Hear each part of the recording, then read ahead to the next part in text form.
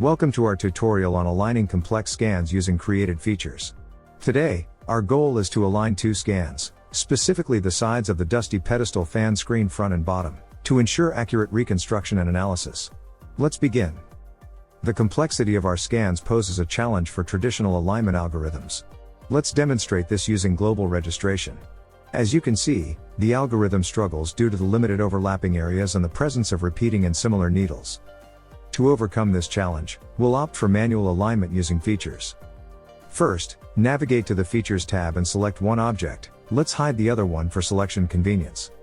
Choose the circle feature with the Fit to Mesh boundary parameter and select the boundary in the scene. The circle feature will be created.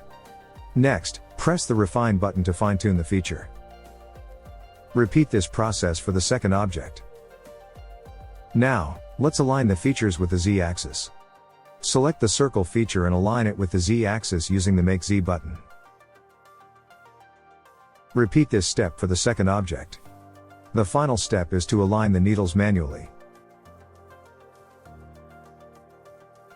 Using a convenient transform box, manually align the needles. Check the result.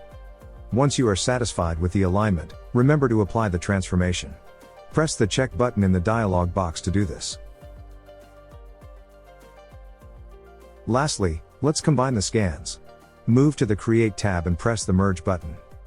And there you have it, a step-by-step guide on how to align complex scans using created features. By leveraging manual alignment techniques, we can overcome the challenges posed by complex scan data. If you have any questions, feel free to explore our help section or reach out to our support team at support@meshinspector.com. Happy scanning!